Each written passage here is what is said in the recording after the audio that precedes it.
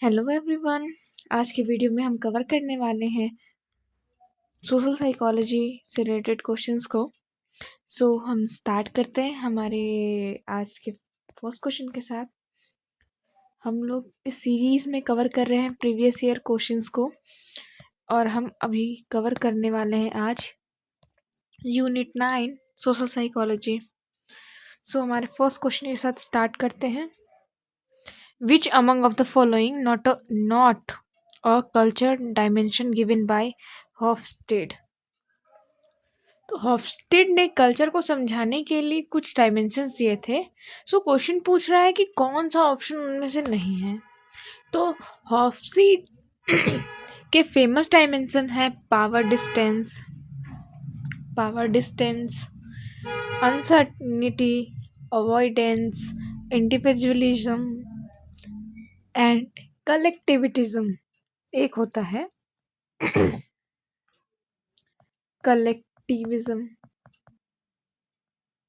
But performance orientation हॉस्पिट का नहीं है बल्कि ग्लोब स्टडी का कॉन्सेप्ट है।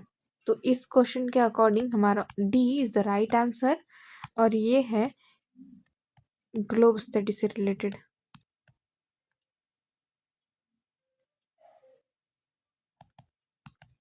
अब हम मूव करते हैं हमारे next question. The fairness and justice of decisions result is termed as. Decision का फाइनल रिजल्ट फेयर है या नहीं, उसे क्या कहते हैं? अगर हम सिर्फ आउटकम पर फोकस करते हैं जैसे सैलरी, मार्क्स, रिवॉर्ड्स का फेयर डिस्ट्रीब्यूशन, तो उसे डिस्ट्रीब्यूटिव जस्टिस कहते हैं।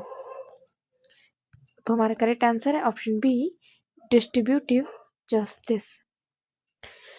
प्रोसेस की फेयरनेस अलग होती है। Next question number 3। Ajay quit smoking as his favorite celebrity has recently stated campaign on healthy lifestyle. This behavior might have been caused by। Ajay ने सेलिब्रिटी को देखकर स्मोकिंग छोड़ दी, ये कौन सा लर्निंग टाइप है? तो जब हम किसी को ऑब्जर्व करके उसका बिहेवियर कॉपी करते हैं बिना डायरेक्ट रिवॉर्ड के, तो उसे विकेरियस लर्निंग कहते हैं। सेलिब्रिटी एक रोल मॉडल बन गया, इसलिए हमारा करेक्ट आंसर है option D, vicarious learning, vicarious. Next question. Most people tend to see the world through rose-colored glasses. This is termed as। Question का सिंपल मतलब है जब लोग दुनिया को हमेशा ज़्यादा पॉजिटिव नज़र से देखते हैं तो उसे क्या कहते हैं? तो इस सिचुएशन में पर्सन सोचता है कि मेरे साथ सब अच्छा होगा। इस पॉजिटिव इल्यूशन को ऑप्टिमिस्टिक बायस कहते हैं। हमारा करेक्ट आंसर है option A, optimistic bias. Next question. Put the following in the correct order. हमें करेक्ट ऑर्डर में ये देखने से हमें ग्रुप के स्टेजेस ऐसा लग रहा है, तो ग्रुप बनने से लेके खत्म होने तक का सही सीक्वेंस होता है। तो ग्रुप सबसे पहले बनता है यानी कि फॉर्मिंग। तो सबसे पहला तो आएगा हमारा फॉर्मिंग, फिर उसके बाद कॉन्फ्लिक्ट्स आता है जिसे हम बोलते हैं स्टॉर्मिंग, फिर रूल सेट होते हैं जिसे हम बोलते हैं नॉर्मिंग। नेक्स्ट और एंड में ग्रुप डिसॉल्व हो जाता है जिसे हम बोलते हैं एडजर्निंग। ये नॉर्मिंग पहले आ रहा है, तो हमारा ये आंसर तो हमारा एलिमिनेट होता है, ए एंड डी तो एलिमिनेट हो गया। अब नाउ फॉर्मिंग तो सेम है, अब नॉर्मिंग पहले आ गया, स्टॉर्मिंग बाद में। हमारा जो ऑप्शन है बी एलिमिनेट हो जाता है। तो एलिमिनेशन के प्रोसेस से भी हम लोग करेक्ट आंसर तक पहुंच सकते हैं। Forming, storming, norming, performing and adjourning. Next है the defined as a desire to establish and maintain friendly and warm relationship with the other people. लोगों के साथ दोस्ती और क्लोज रिलेशनशिप बनाना किस नीड को दिखाता है? तो मैकलेन के अकॉर्डिंग ये नीड फॉर अफिलिएशन होता है जिसमें सोशल बॉन्डिंग और एक्सेप्टेंस इंपॉर्टेंट होता है। तो हमारा करेक्ट आंसर है option A, need for affiliation. Next question. A person who agrees to a small request initially is more likely to comply with a large demand later. Describe the phenomena of. तो पहले छोटी बात मान लेना और बाद में बड़ी बात भी मान लेना, ये कौन सा इफेक्ट है? तो इस स्ट्रेटजी को foot in the door effect कहते हैं। पहली छोटी हाँ फ्यूचर कंप्लेंट्स बढ़ा देती है। तुम्हारा करेक्ट आंसर होगा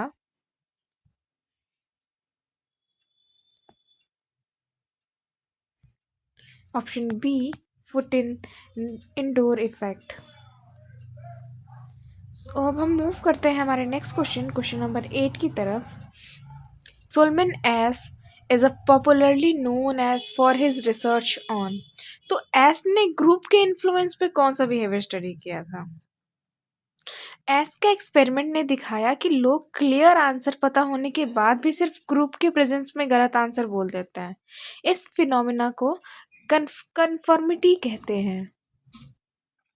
तुम्हारा correct answer option A, conformity.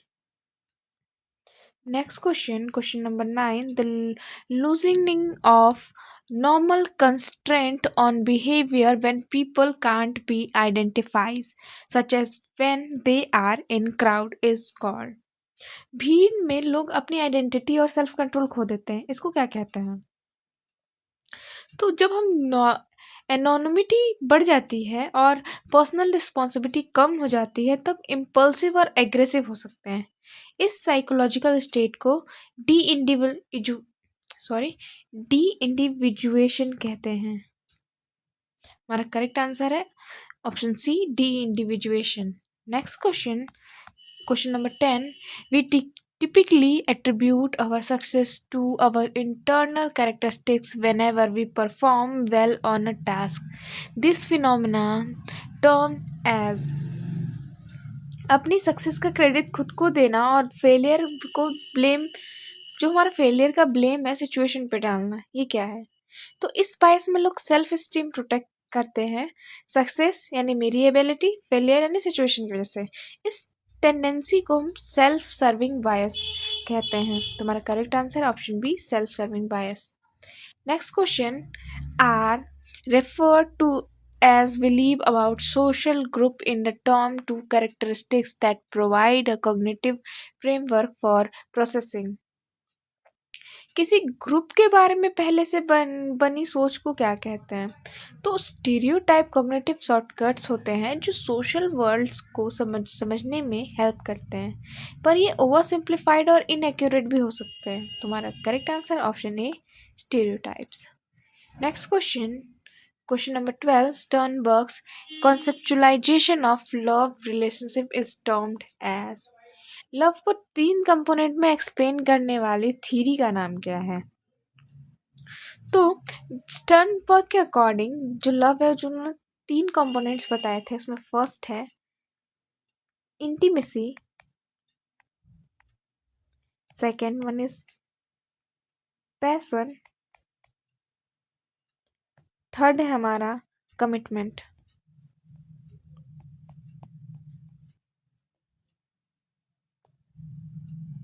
ये थे 3 कंपोनेंट्स स्टर्नबर्ग के अकॉर्डिंग। इन तीनों कॉम्बिनेशन से अलग अलग टाइप्स के लव बनते हैं, इसलिए इसे ट्रायंगुलर थ्योरी ऑफ लव कहते हैं। सो हमारा करेक्ट आंसर है triangular model of love. Next question. Rosenbaum's proposal that attractiveness is not increased by similar attitudes but is simply decreased by dissimilar attitudes is known as। अगर सोच और values अलग हो तो अट्रैक्शन कम हो जाता है, ये कौन सी हाइपोथेसिस है? सो रोजनबॉर्न के अकॉर्डिंग सिमिलैरिटी अट्रैक्शन नहीं बढ़ाती बल्कि डिससिमिलैरिटी अट्रैक्शन कम करती है। इस कॉन्सेप्ट को रिपल्सन हाइपोथेसिस कहते हैं। तो हमारा करेक्ट आंसर है repulsion hypothesis, option A. Next question number 14। Correctly match the following list. हमें मैच करना है यहाँ। सोशल साइकोलॉजी में कई थीरी स्पेसिफिक साइकोलॉजिस्ट से जुड़ी होती है। तो सोशल लर्निंग थीरी है जो हमारा एल्बर्ट बेंड्यूरा ने दी थी। तो ये तो करेक्टली मिल गया, जिसमें लर्निंग ऑब्जर्वेशन एंड इमिटेशन से होती है। सेकंड है रिपीटेड एक्सपोजर इफेक्ट। तो ये या फिर मेयर एक्सपोजर जिसे कहते हैं, जोजैंग ने दी थी। तो हमारा है यहाँ जोजैंग, तो यहाँ है जोजैंग जिसने किसी चीज़ को बार बार देखने से लाइकिंग बढ़ती है, इस चीज़ की कंसेप्ट दिया था। अब सोशल फैसिलिटेशन है। सोशल फैसिलिटेशन का रिलेशन ट्रिपलेट से है। ट्रिपलेट जिसने लोग ऑडियंस में बेटर परफॉर्म करते हैं। थ्योरी ऑफ कॉजल अट्रीब्यूशन केली का है लास्ट ऑप्शन। सो हमारा करेक्ट मैच होगा 1 A फॉर 1, तो हमारा C and A एलिमिनेट हो जाता है। B फॉर 4, सो हमारा B भी का एलिमिनेट, तो हमारा करेक्ट आंसर है option D। Next question, the uncomfortable state that arise because a discrepancy between an attitude and behavior or between two attitudes is called discomfort. Mismatch behave जो होता है attitude and behaviour उसकी वजह से। तो जब हमारा बिलीफ यानी एटीट्यूड और एक्चुअल बिहेवियर मैच नहीं करता तब माइंड में टेंशन होती है।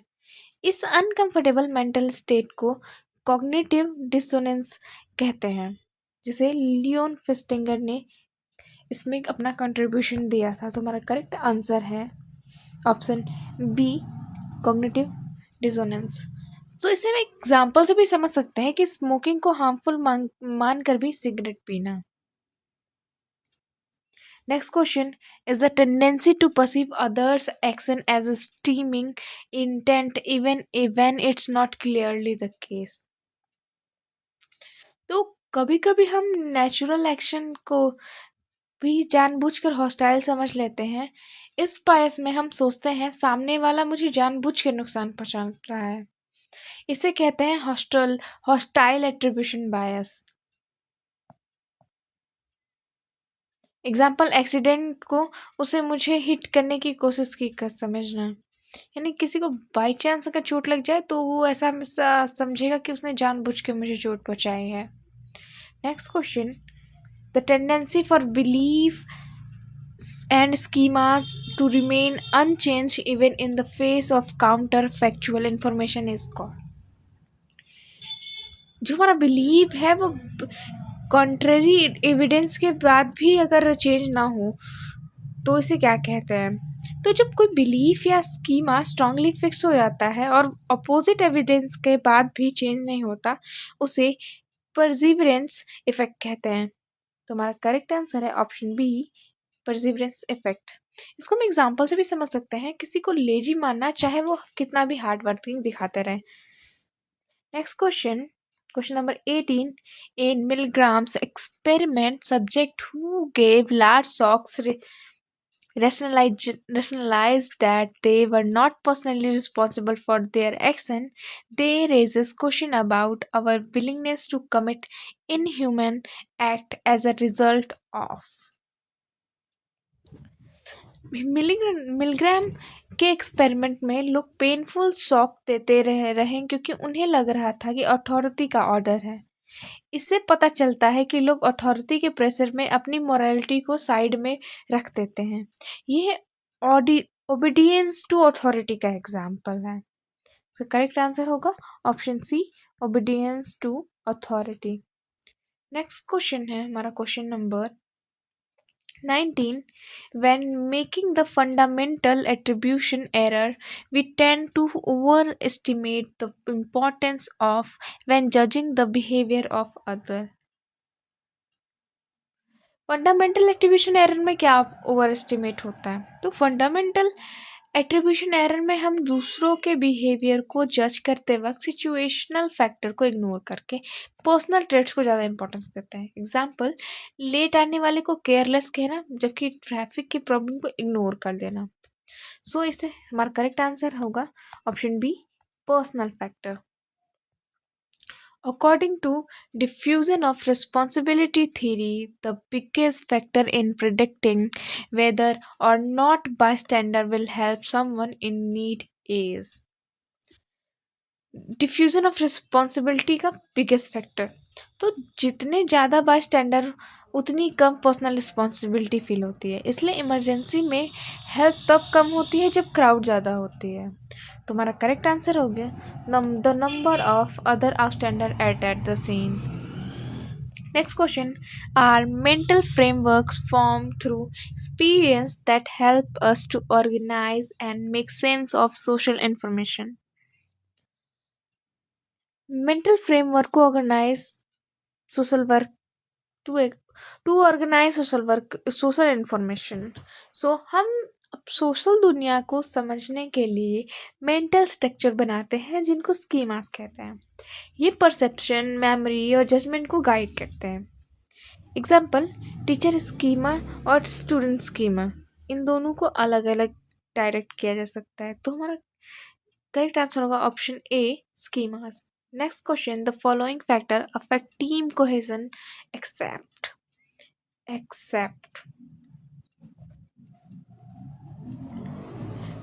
टीम कोहेजन तब स्ट्रांग होती है जब शेयर्ड गोल हो, क्लियर रोल्स हो, गुड कम्युनिकेशन हो। लेकिन अगर अपने पर्सनल गोल टीम से ऊपर रख दिए जाए तो कोहेजन टूट जाती है। तो हमारा करेक्ट आंसर होगा option C, priority of one's own goals. Question number 23, what is prevention? So prevention क्या है? प्रिवेंशन का मतलब होता है रिस्क होने से पहले ही स्टेप लेना ताकि नुकसान ना हो। एक्सीडेंट के बाद इन्वेस्टिगेशन प्रिवेंशन नहीं होता। सो हमारा करेक्ट आंसर है option D, taking precautions to reduce risk. Next question, schemas that indicates what is expected to happen in a given setting is known as। किसी सिचुएशन में क्या होगा, कैसे होगा, इसकी मेंटल स्क्रिप्ट होती है। इसे स्क्रिप्ट्स कहते हैं। एग्जाम्पल, रेस्टोरेंट में एंट्री, फिर ऑर्डर, ईट, फिर बिल, फिर एग्जिट। ये एक स्क्रिप्ट की तरह है। सो हमारा करेक्ट आंसर होगा option A, scripts. Next question number 25. A teenage boy decides to become a musician after watching the audience scream in admiration of the lead singer at the concert. The above of example suggests which of the following theoretical perspective in social psychology?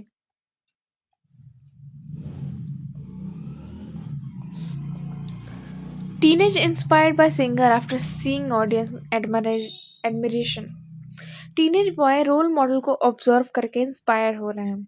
ये observational learning है, theory है जो कि बेंड्यूरा से आता है। इसका correct answer होगा ऑप्शन ए, सोशल लर्निंग। सो आज के वीडियो के लिए इतना ही। हम नेक्स्ट वीडियो में मिलेंगे आगे के क्वेश्चंस के साथ, जो आगे PYQs हैं उनसे रिलेटेड क्वेश्चन के साथ। आपको कोई अगर डाउट हो तो आप मुझे कमेंट में पूछ सकते हो, और अगर आपने वीडियो को लाइक नहीं किया है या सब्सक्राइब नहीं किया है तो please like and subscribe, and thank you.